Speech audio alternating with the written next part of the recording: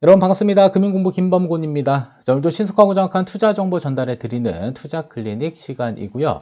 이번 시간 주제는 고배당 ETF, 우리나라에 상장되어져 있는 10개 종목을 비교 분석해보는 그런 시간을 가져볼 텐데요.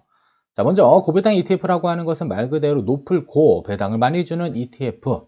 자, 그러면 우리나라의 주식 중에 배당을 탄탄히 많이 주는 그러한 종목들로요, 포트폴리오를 구성을 하고요. 그다음에 거기서 발생되는 배당금을 우리에게 분배금 형태로 지급하는 상품이다라고 볼 수 있을 것 같습니다. 자, 그리고 월배당 ETF와 달리 고배당 ETF는 연간 배당 혹은 분기 배당을 지급하는 상품이다라고 보시면 되겠고요. 그리고 상장된 지 기간이 많이 흘렀기 때문에 분석하는데 상당히 괜찮았습니다. 그래서 분석 기간은 2020년부터 2023년까지 약 4년 정도의 기간 동안에 각각의 각 종목 배당 수익률을 분석할 수 있었고요.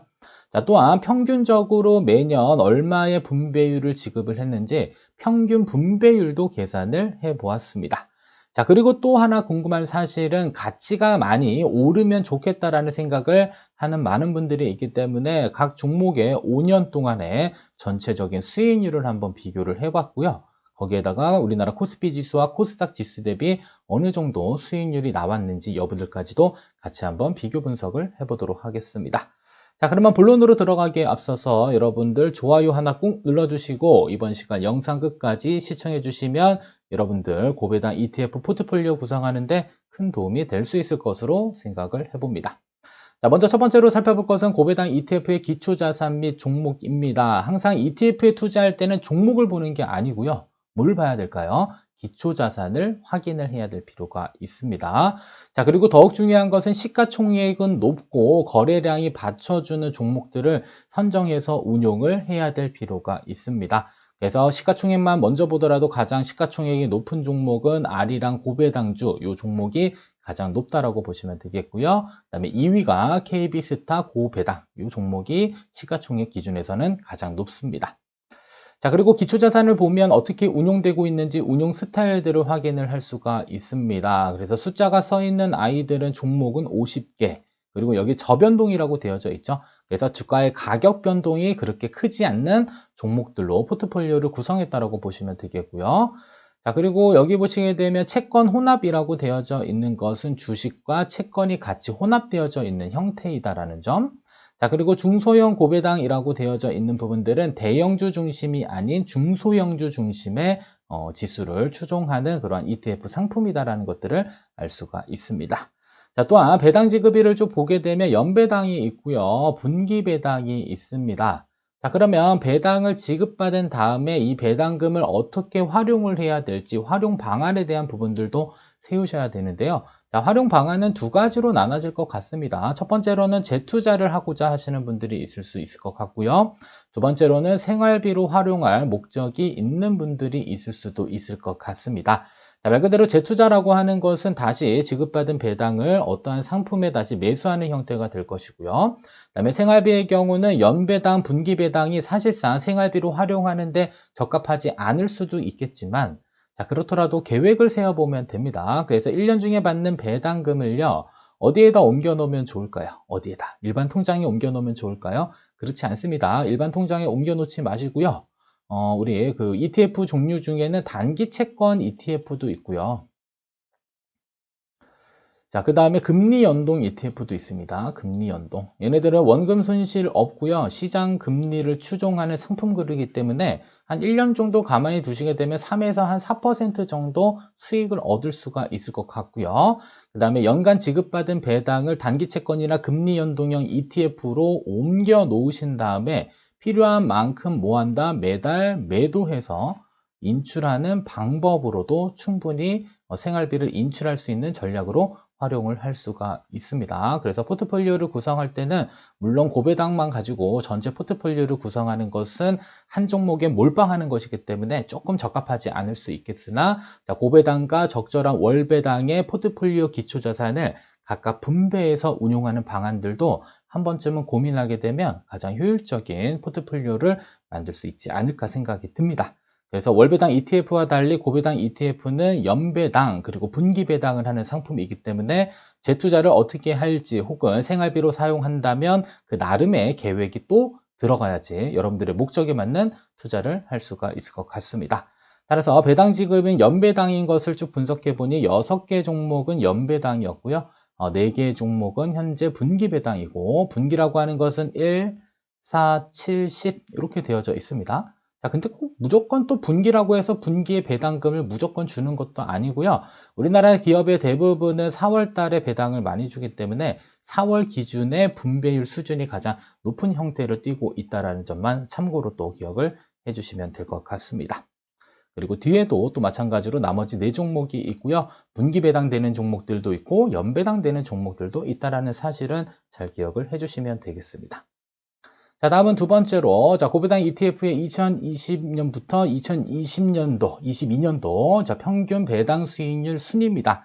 자, 2023년도까지 오지 않은 것은, 자, 아까도 배당 지급일은 연배당이 있고 분기배당이 있기 때문에 분기배당하는 종목들은 아직 배당금을 더 지급을 받아야 됩니다. 그렇기 때문에 2023년도의 배당률을 비교하는 것은 바람직하지 않다라고 판단이 돼서 2020년부터 2022년까지의 평균 배당률을 가지고 한번 수익률을 분석을 해봤는데요. 자, 일단은 1위 종목은 아리랑 고배당주입니다. 자, 연평균 배당률이 4년 동안에 5.27%면 상당히 괜찮은 거겠죠. 그죠? 그래서 배당을 안정적으로 꾸준히 지급하고 있구나를 볼 수 있겠고요. 자, 그리고 2023년 배당은 이미 지급이 됐습니다. 그래서 6.42%로 매우 높았습니다. 매우. 근데 쭉 수익률 분석을 해보니 6.42 정도면 거의 상장되고 나서 가장 높은 배당률이었다라고 볼 수 있을 것 같고요. 자, 그 다음에 2위한 종목이 이제 코세프에서 만든 자, 고배당입니다. 5.15%. 자, 그리고 하나로가 3위에 4.46, 그 다음에 4위가 4.37, 5위가 4.02%. 그래서 전체적으로 장기간 봤었을 때 한 4% 이상 정도, 4% 플러스 알파 정도의 배당 수익률을 가져갈 수 있는 종목들이 존재하고 있다. 이렇게 보시면 되겠고요. 그다음에 2023년 배당률은 현재 지급되고 있는 부분이기 때문에 분기 배당은 큰 의미를 두지는 마시고요. 연배당은 일단 지급이 된 상태니까 상당히 높은 6% 정도의 배당을 지급하는 형태이다라고 볼 수 있을 것 같습니다. 자, 그리고 뒷부분에 가면 생각보다 매력이 없습니다. 그래서 아리랑 고배당 저변동 50은 2.41%, 가장 낮은 게 채권 혼합이었습니다. 1.17%, 1.71%. 그리고 2023년도 배당률도 보시면 되겠고요. 배당 지급일은 연배당이다라는 것들도 우리가 확인을 해볼 수가 있습니다. 자, 그러면 몇 종목의 종목을 선택한다라고 한다면 당연히 여러분들은 배당이 높은 종목들을 선택을 할 겁니다.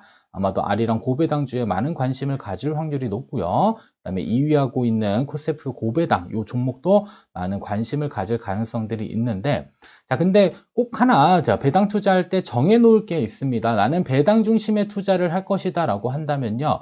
그때는 가격이 오르던 가격이 떨어지던 그런 것들 신경 쓰지 마시고 계속적으로 꾸준히 사서 모으는 형태의 전략을 취하시고요.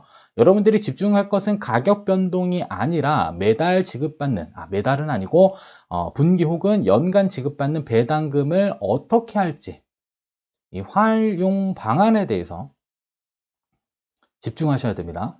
아셨죠? 나는 그냥 배당을 많이 받는 게 목적이야. 가격 변동 절대 신경 쓰지 마시고요.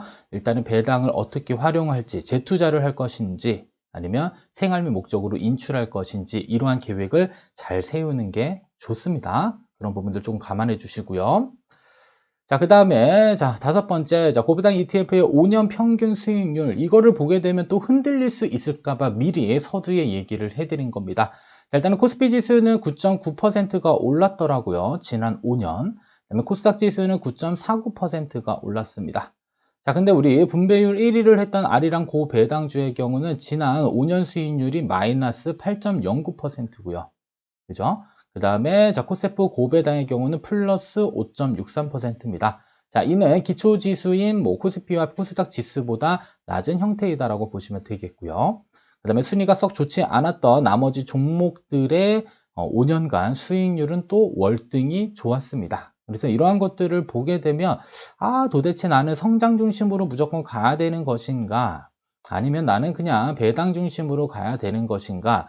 아니면 계속적으로 종목을 갈아타야 되는 것인가? 이러한 고민들을 하게 됩니다. 그런데 그런 고민들을 하지 않기 위해서는 내가 배당 ETF를 투자하는 목적을 명확히 하셔야 됩니다. 목적.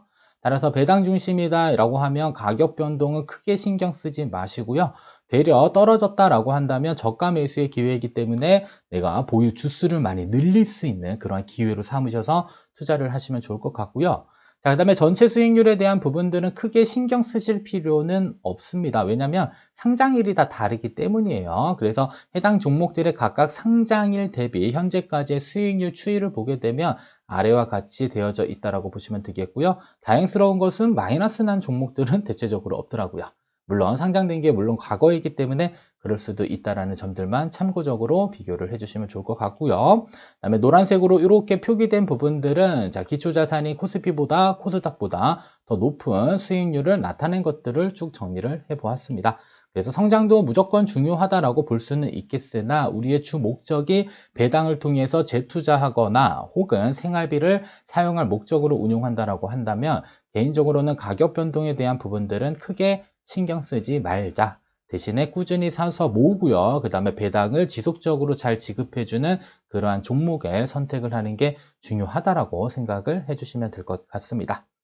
자, 이렇게 해서 하나의 차트로 쭉 분석을 하게 되면 이렇게 아주 화려한 차트가 하나 나오게 됩니다. 자, 이것들은 여러분들도 누구나 쉽게 할 수 있는 부분입니다. 사이트 이름이 요거예요. 트레이딩 뷰에 들어가시게 되면 각각의 종목들을 입력하게 되면 이렇게 수익률 추이를 전체적으로 분석을 할 수가 있습니다. 그래서 알려드렸으니까 여러분들도 뭐 여러 가지 기초 자산들을 섞어 가지고 지난 수익률 추이가 어떻게 이루어졌는지 살펴보고 싶다면 어디로 들어간다? 트레이딩 뷰 사이트에 들어가셔서 각각의 종목들을 쭉 나열하시면 되겠고요. 자, 종목이 미국 사이트이기 때문에 우리나라 한글로 치면 나오지 않습니다. 그래서 여기 숫자로 된 것은 각각의 종목별로 부여된 번호가 있기 때문에 그 번호를 입력해서 한번 비교해 보시게 되면 여러분들도 누구나 전문가처럼 이렇게 전체적인 뷰 상황들을 볼 수가 있게 됩니다. 그죠? 그래서 너무 많은 종목을 넣게 되면 조금 복잡하기는 하지만 간단히 몇 종목 정도만 한번 넣어 보시고 그 다음에 전체적인 수익률 추이를 비교하는 것들도 한 번쯤은 해보시면 여러분들 투자하는 데 있어서 분석 능력이 조금씩 늘어난다라고 볼 수 있을 것 같습니다. 자, 그러면 끝으로 고배당 ETF 투자할 때 알아야 할 것. 자, 일단은 고배당 ETF의 기초 자산은 어디냐면 국내입니다. 그죠? 그리고 국내에 이제 대부분의 주식으로 이루어져 있다고 보시면 돼요. 그래서 저는 포트폴리오를 구성을 할 때 내가 만약에 고배당 ETF로 포트폴리오를 구성하는 게 아니라 자, 배당 ETF 중심으로 포트폴리오를 구성한다. 자, 그러면 국내 주식에 월배당도 있고요. 고배당도 있어요. 국내 주식에 우리가 매수할 수 있는 고배당도 있고 월배당도 있습니다. 자, 근데 월배당은 두 종목밖에 없어요. 두 종목. 그죠? 자, 그 다음에 고배당은 대략 한 10종목 정도가 있습니다. 그래서 포트폴리오를 구성할 때 국내 주식에 만약에 배당 ETF 포트폴리오를 구성한다면 국내 주식의 일부는 고배당으로 국내 주식의 일부는 월배당으로 비중을 편입해서 운용하시면 좋을 것 같고요. 자, 그리고 나서 이제 해외로 가게 되겠죠. 자, 해외에서 우리가 배당을 많이 받는다라고 한다면 어디로 들어가요? 커버드 콜로 갑니다. 커버드 콜. 자, 커버드 콜은 1%씩 지속적으로 주고 있는 형태입니다. 그죠? 월 배당을 1%씩. 자, 그리고 고배당은 연평균 보니까 대략 한 5% 정도까지는 무난하게 지급을 받을 수 있을 것으로 예상이 되는 거죠.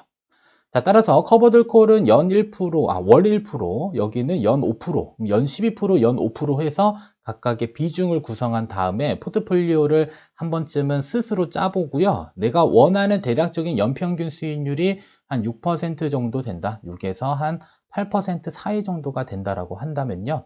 이때는 고배당 ETF와 그 다음에 커버드 콜을 혼합해서 하나의 포트폴리오를 만드는 방법들도 충분히 고민을 해볼 수가 있을 것 같습니다.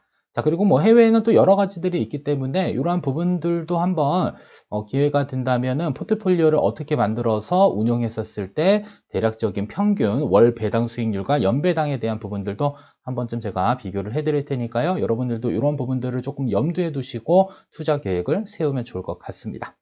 자, 그러면 고배당 ETF 투자할 때 알아야 되는 것은 종목을 선택하기 이전에는 반드시 기초자산에 대한 공부해야 될 필요가 있을까요? 없을까요? 있습니다. 무조건 배당을 많이 준다라고 해서 수익률을 계속 갉아먹는 이러한 형태면 여러분들 마음이 아플 겁니다. 그죠? 그래서 수익도 좋으면서 배당도 많이 받는 거를 원하잖아요. 그죠? 그래서 종목을 선택하기 이전에 기초자산에 대한 공부는 필수고요. 자, 두 번째로는 배당금을 지급받을 목적으로 한 투자는요, 가격 변동에 크게 신경을 쓰시면 계속 갈아타고 싶은 욕망들이 생깁니다. 그러면 안 됩니다. 계속적으로 사서 모으고요. 다만 중간중간에 리밸런싱 과정을 통해서 이익을 확정짓고 다시 재투자하는 형태로 하는 게 가장 좋습니다. 따라서 가격 변동에 크게 신경 쓰지 마시고요. 꾸준히 사서 모으는 전략이 가장 좋고요. 꾸준히 사서 모으다 보면 평균적으로 내가 지급받는 배당금의 크기가 이렇게 결정이 될 겁니다. 그죠? 요 사이 안에서만 배당 지급받고 인출하거나 재투자하는 전략을 활용하시면 되겠고요. 자, 세 번째로는 생활비 활용 목적으로 고배당 ETF 매수한다라고 한다면, 자, 고배당 ETF는 일단 분기 배당과 연배당이 있었습니다.